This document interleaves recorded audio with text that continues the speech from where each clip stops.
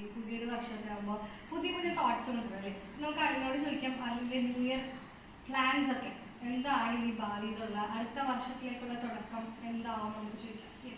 എൻ്റെ അടുത്ത ദിവസം പ്ലാൻ എന്ന് പറഞ്ഞാൽ കുറച്ച് മോഡേൺ ആയിട്ടുള്ള ഡ്രസ്സ് ധരിക്കുക, പിന്നെ മേക്ക് ഓവർ മാറ്റുക, വയറ് കുറയ്ക്കുക, പിന്നെ എന്താ പറയുക മോഡലിംഗ് ഷോയിലൊക്കെ ചെയ്യുക, പങ്കെടുക്കുക, പിന്നെ ഒന്ന് രണ്ട് പടങ്ങളും സീരിയലുകൾ കമ്മിറ്റ് ചെയ്തിട്ടുണ്ട് അത് ചെയ്യുക, പിന്നെ പുതിയ പുതിയ ആശയങ്ങൾ ചെയ്യുക, പിന്നെ നമ്മൾ മൈൻഡിൽ വരുന്ന ചില റീൽസ് വരുന്ന ആ ഒരു കോമിക്കായിട്ടുള്ള സംഭവം പൊട്ടത്തരങ്ങൾ നിർത്തുക. ഒരുപാട് നിർത്തുന്നുണ്ട്, പക്ഷെ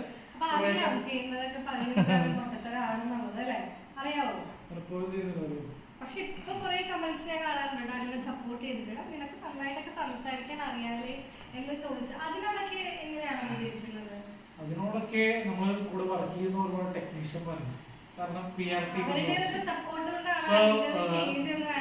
അനുഭവങ്ങളില് PR മിനിമം ഉണ്ടെങ്കിൽ എന്റെ PR മിനിമമാണ് ആശിഷ്, ആദർശ്, ഷാഹിദ്, കാർത്തി, അങ്ങനെ ഒരുപാട് ടീമുകൾ. ഒരാളെന്റെ PR ടീം, ഒരാള് എന്നെ മേക്കപ്പ് ചെയ്യുന്നത്, മുഖത്തിന്റെ മേക്കപ്പ് അല്ല, ആ ഒരു മേക്കിങ് ചെയ്യുന്നത്. കാരണം നമ്മൾ നടക്കാനാണെങ്കിലും ഇരിക്കുകയാണെങ്കിലും പറയുന്നത് ഇപ്പോൾ ആശിഷും ഷാഹിദും കാർത്തിക്കും അവര് പറയുന്ന പോലെ നമ്മൾ നടക്കുന്നു, അവര് പറയുന്ന പോലെ നമ്മൾ നോക്കുന്നു.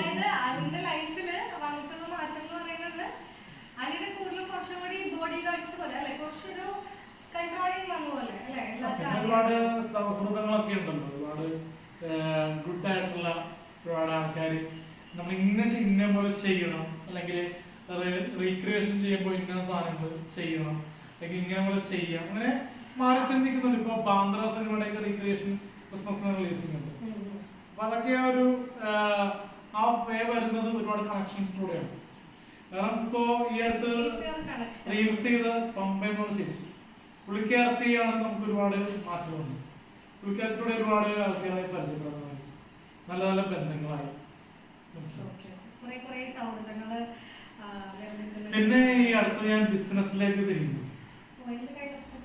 നമ്മളിനി ഇപ്പോ നിന്ന് പോയിട്ടുള്ള മേഖലയാണ് സിനിമ ഡിസ്ക്, CD, DVD.